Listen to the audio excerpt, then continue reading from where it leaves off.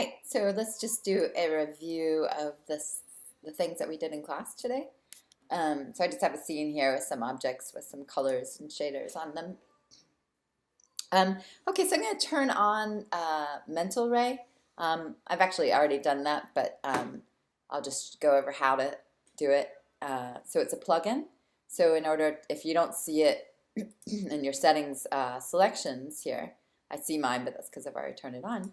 If you don't see it, go to Windows, Settings Preferences, Plugin Manager, and then usually it starts at the top, and you can scroll down and look for the one that says Mental Ray for Maya 2016. It can be a little hard to find at first, but once you start to know where it is, you'll remember. So mine's already loaded, so that's good.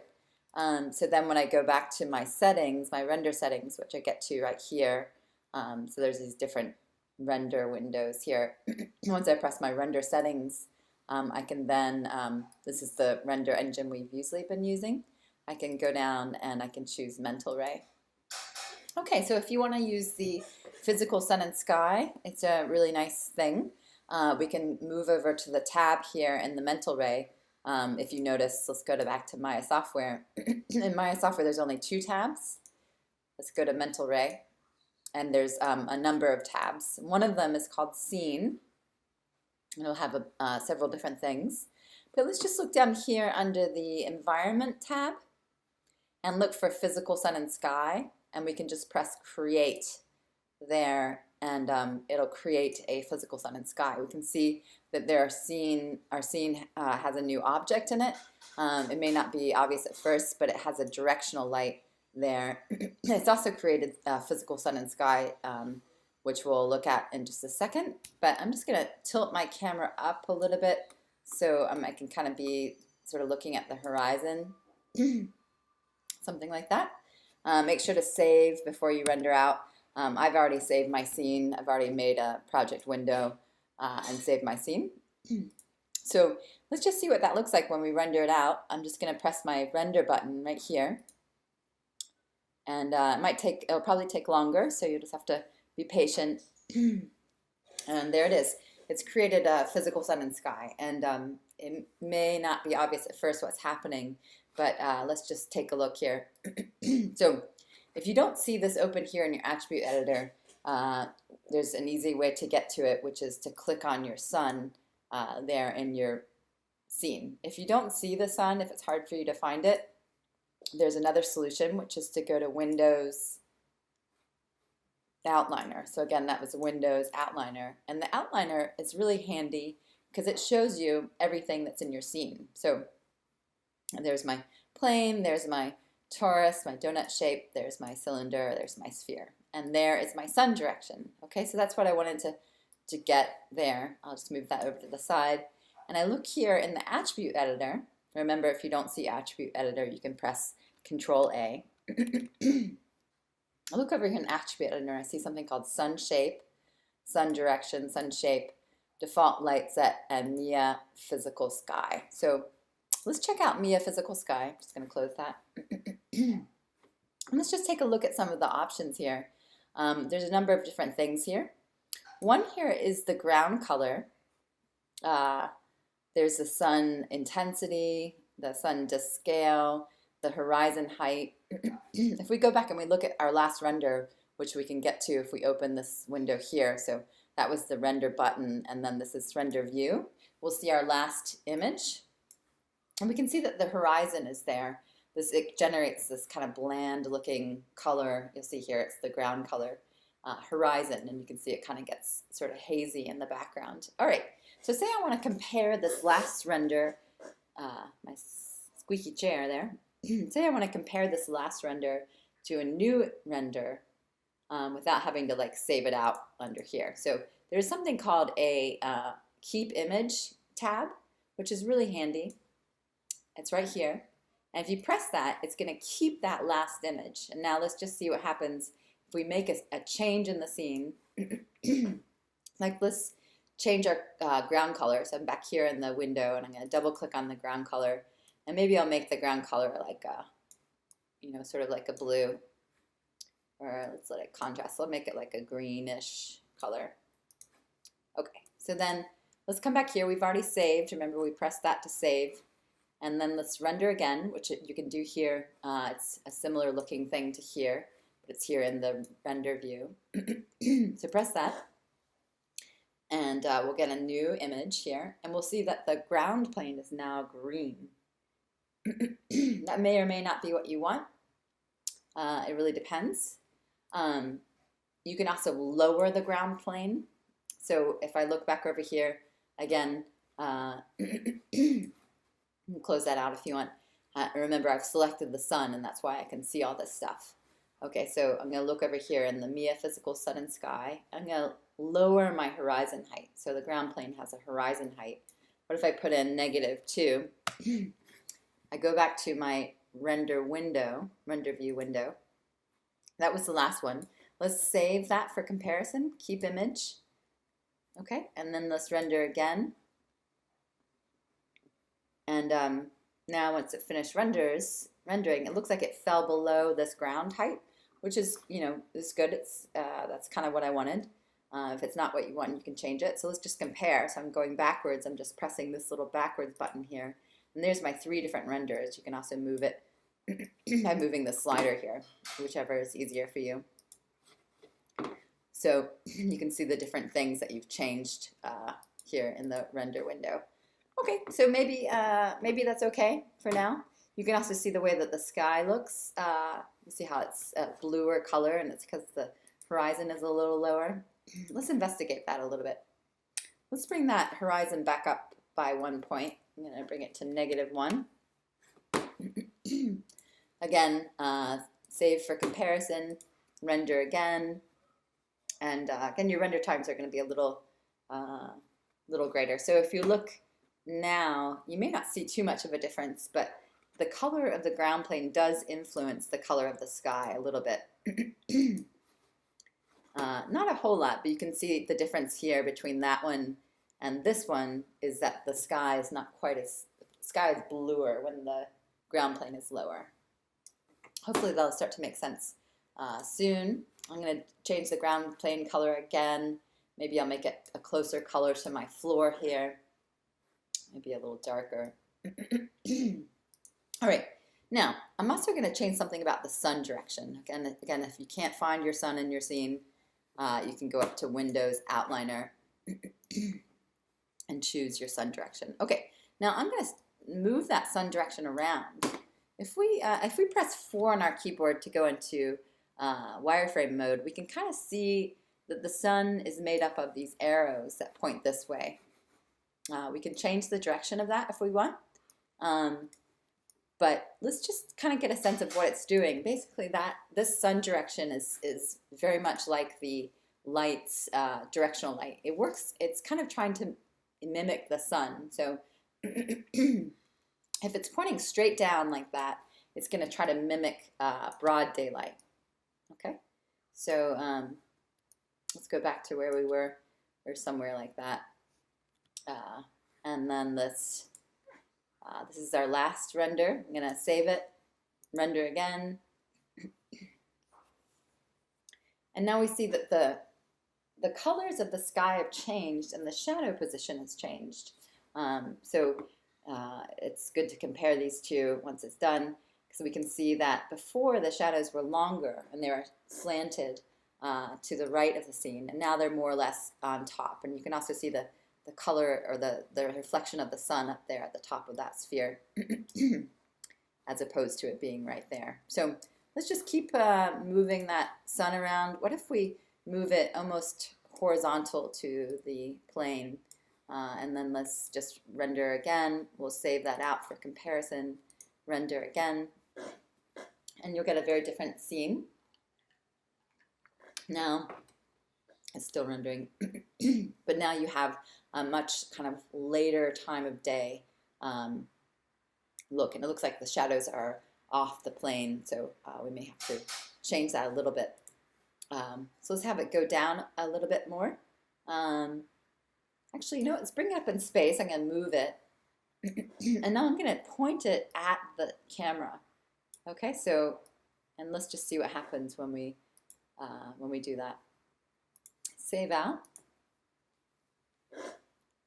and let it render. And you'll see that you have the color of the sun, or the light of the sun, coming straight in towards the camera. You can play around with that and kind of try to get it to look like the sun is setting, which can be really fun. Let's point the camera. Let's like kind of move the camera so that we're looking up in space a little bit more. Maybe I'll move that down a tiny bit. Just kind of change the scene a little bit. Make sure to save frequently. Okay, so that was our last render. Let's do something. See what this one looks like. So now we'll see the way that the sun is again, looks a little different. You can keep changing it to try to get it to look how you want it. It's not quite what I wanted. So actually I think I'm going to bring this intensity of that sun down. So there's my sun. I'm going to go over to Mia Physical Sun and Sky. I'm going to scroll down. I'm going to change the sun disk scale. It's at 4 now. I'm going to bring it down to 2. And maybe I'll bring the sun disk intensity down by, say, a few percentages of a point. Let's go back here. Save out for comparison, render again, and we'll see what we get. It's starting to get there. I keep playing around with it. It's a really fun thing to mess with. Another thing you can do is to add haze to your scene. So maybe I'll just tilt my camera a little bit more. I'm going to add haze to this. I'm going to scroll up. I'm here in Mia Physical Sun and Sky. Move up, back up to here, and I'll add a little haze. Let's see. It's at 0, so I'll put 2. Let's just see what that does to our scene.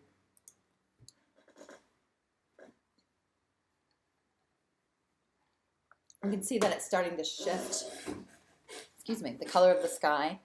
So we have, it's more like a city haze. And we can also see the sun disk a little better there. So it looks like it's right behind that Taurus. So maybe if we switched, if we moved over a little bit, maybe we'll just move that out of the way a tiny bit. And then let's see if we can get it to look like the sun's in the, like we can actually see it in the scene. It's a little tricky. You have to kind of keep playing around with it. But eventually you'll get it. Oh, there it is. You can eventually get it. And you can add more haze, or you could change the color. You can eventually get it so it looks like it's really setting. So just play around with that. The other thing I want to show you is the sculpting tools. So I want to sculpt, let's say I want to sculpt this ground plane so it looks like it has some hills and some hummocks and stuff. Okay, this is really fun. Make sure that you are in the modeling mode right here. I was in the FX mode, so make sure you're modeling, because you're going to go up to the Mesh Tools drop down, and you're going to look for Sculpting Tools, and it's a flyout. I'm just going to try with the General Sculpt tool. I'm going to open the tool settings right there, and you'll see that the tool settings open right here. And then when I put my mouse here in the window, I get this giant circle. So if I touch something with it, I see that it influences through the giant, you know, this huge influence from this large brush. It's basically a brush. So say I want to change the size of that brush. You can change it here. You see it's a smaller brush there. It's a giant, okay, it's so big I can't even see it there. So let's bring it back down. There's a smaller brush. Or you can press and hold the, just going to make that a little smaller. You can press and hold the letter B as in brush, and click your left mouse button, and you can move back and forth. I'm clicking and holding my left mouse button back and forth to change the size of the brush. Again, you can change it here if you prefer that. And now when I start to pull on my plane, I'm just going to scroll in, I get these kind of peak-like mountains. Okay, it's not really what I wanted. I wanted them to be softer. So let's see what happens if I add more divisions to this plane. Because remember when we did the end cloth, we added more divisions to the end cloth before we made it an end cloth. So I'm going to go back to my general tool. You can either go here or you can press the Q button. I'm going to select my plane and I open the channel box. The shortcut for that is Control A. And I'm going to look in my channel box for the inputs here. So look for inputs. Click on polyplane 1. Scroll down so you can see more. So I'm in inputs, polyplane 1, and you'll see my subdivisions are only at 10. Okay, so let's change that. You can click both fields. You can click them individually if you want, or you can click both fields and just type in 100, and then your divisions are much stronger. You see that I have now those peaks turned into these kind of strange things over here. So we'll just leave those. If you want, you could always undo and go back. I'm going to go back to the tool that I just used. The last tool you just used is usually here. You can also press G on your keyboard, or you can just go back up and get it, whatever you prefer. Okay, so now I have my sculpting tool, and now when I pull, I get this much softer mountains, I guess you could say. And if I'm just going to undo some of those. If I increase my brush size by holding down B for brush, then I would have like a bigger mountainous thing. Okay, looks pretty good. So say I want to scale my typology up a little bit. So select it, press R to scale. I'm just going to scale it out. And I'm going to go back to my brush tool. And I'm just going to keep, creating stuff. You can also use the other tools that are in the sculpt tool area. So sculpt tools, maybe I want to smooth. So if I smooth, I find that it kind of smooths out, kind of makes the things less dramatic that I just made. There's also there's all sorts of fun stuff. There's the grab tool, which will allow me to make holes, and see right now it's actually pushing that down. You can see that it's kind of, you can push down and make cavities. You can pull up. It's kind of a little bit more fluid. There's all sorts of fun stuff in there. There's the wax tool is really fun. It kind of makes the plane kind of behave like wax, and it's very, very sort of clay-like. All right. So just have fun with those. Let's see. The knife tool is kind of like, I don't know, it sort of presses it down. You can easily kind of overdo it, so just kind of do what you think looks good. Maybe I'll just do a little bit more sculpting, and that's probably good. Maybe I'll do a little bit of all right, it's a very strange landscape, but there you go. Okay, now there's my landscape, and let's say we want to add some paint effects to this. So you may not see your paint effects bar up here. That's okay. That's somehow how it works. Sometimes they're not loaded, but that's okay. Let's figure out how to load a shelf. These are called shelves if you don't see one. I'm just going to close the tool settings. I'm going to go over here to kind of just to the left part of my screen, and there's a little gear. Okay, it's right by these shelves. There's a little gear. I'm going to left mouse click and hold, and I see something called load shelf. And then you can scroll through here and you can see, okay, I want to do shelf underscore paint effects. Okay, you could choose that. I already have mine open, so I don't need to. You could look for shelf underscore fur if you want to use fur. Okay, and so once you get them, then you press open. But I don't think I want to do that quite yet because I have fur already open. All right, so let's use some paint effects. Paint effects are really fun. Let's just choose. You can choose them from here if you would like to do that. Like there's different things you can choose. Again, this is a shelf that we just opened by going to gear and load shelf. But I'm going to use something called the visor. And if I go up here and I hover over this thing that looks a little bit like a mug or something, it says get brush. Okay, so I'm going to click on that. Might take a second to open. It's called the visor, and it'll show you all the options here for things that you can add to your brush, the different effects. So I'm going to choose a flower. Flowers are always kind of good to start with in a lot of ways. I'm going to choose the, I never know what to choose. How about the pink dahlia? Okay. And then if I start to draw on my screen here, let's just zoom in, I get these flowers. Okay, let's just zoom in on one. And you can see they're kind of small. We can scale them up later. But there they are. Okay, they're kind of pretty. Let's see what they look like when we render them. Make sure to save. Let's go up to our render. That was our last render, much different. And then, so we're in Mental Ray. I just want you to make note of that. Let's just render our scene, and let's see if we can see our paint effects.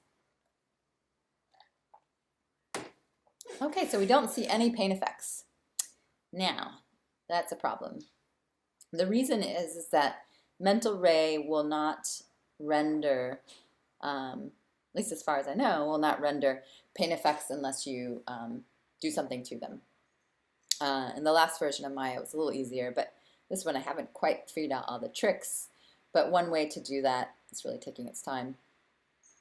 If you ever find that you're tired of waiting for something to render and you don't want it, you can just press escape and it should just stop. Okay, so now I'm going to go back to my general tool by pressing Q. I'm going to select one of these flowers. It might take you a second to grab them. You see here that I have selected a chain of flowers. And I'm going to transfer those flowers into a substance that will render in Mental Ray. So let's go up to Modify, Convert, and then we'll scroll down to Paint Effects to Polygons. Your settings might be different than mine. Mine, my poly limit's really high. You could bring that down if you want. Apply, close, and now we've changed these two flowers, just the two that we selected, into polygons. So let's just render, you know what, I may change it so that my sky, I think I need to give it a little bit more sunshine. So I'm making my sun point down a little bit more. Okay, so let's render it just so we can see these, and let's see what we get.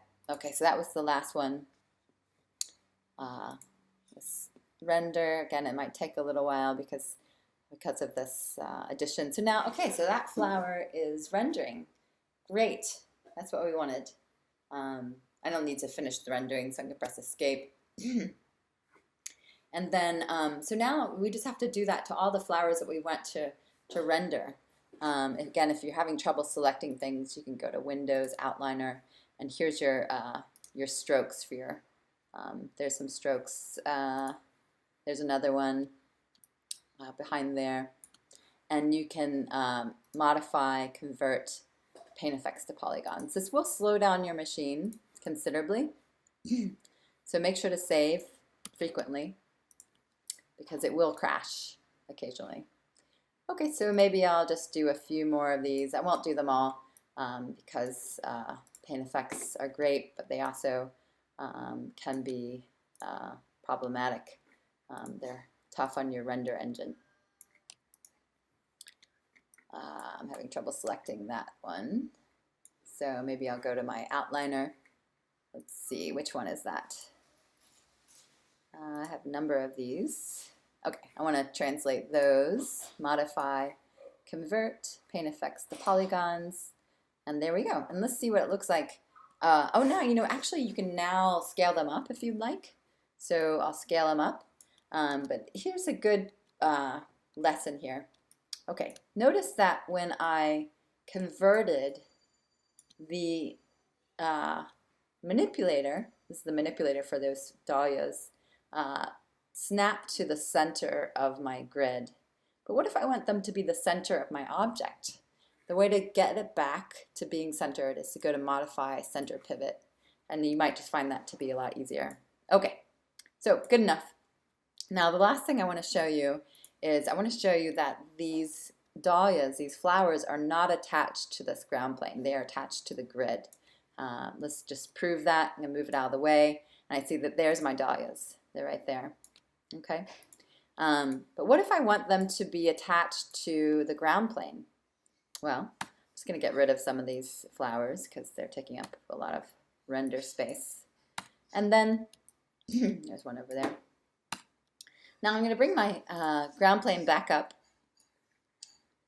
and I'm going to make it paintable. Okay, so I want to paint on the ground plane. All right, so make sure to save your work frequently. Select your ground plane. Go up to generate. I know there's a lot of different things up here. Go to generate and then scroll down to this area that says make paintable. Okay, just click on that. And now when we go back and we get that brush again, let's get our brush again, and I start to paint, it's actually going to paint on this surface. Let's just double check that. I'm going to select my ground plane, move it, and I find that those flowers actually went with the ground plane. So there it is. There's one of my flowers. It's actually attached to that ground plane now. Okay, so that's kind of fun. All right, so that looks good. Again, we need to turn it into a polygon in order to see it in Mental Ray. If you just want to do Maya software, you can totally see them. For instance, if you just want to do Maya software, you can go back and you can do Maya software, and then you can render it, and you will see those. You will see it. So there it is. I lose my nice physical sun and sky, but I do have my dahlias. So okay, but if I want to render them in Mental Ray, you need to go up to Modify, Convert, Paint Effects to Polygons, and I guess you'll need to do that with all the other ones that you want to render.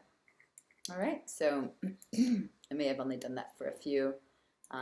Maybe I'll do it for that one too. Modify, Paint Effects to Polygons. So then when I look, there it is. I'm going to focus in. Now I can actually scale that up if you wish. Again, the manipulator for it moved to the center of the pivot of the grid. But what if I want it to be, I want to center that pivot.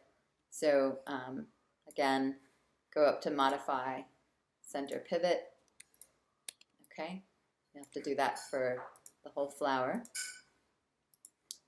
Okay, and you can also make it grow if you want, but just realize that it's going to be kind of strange because it's a these objects are sort of separate now, but you'll have to kind of play around with them, get them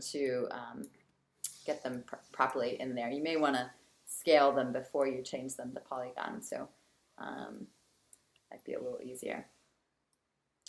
Okay, so there's that. Yeah, make sure to turn on Mental Ray. If it's not on, you can go to Windows Settings, Plugins. I think that's it. Oh, if you want to do fur too, that's another thing. You could turn on your fur. I already have mine here. But if you don't see yours, you can go to this little gear, load shelf, and look for the shelf_fur. Okay, it's there, alphabetical, and open it.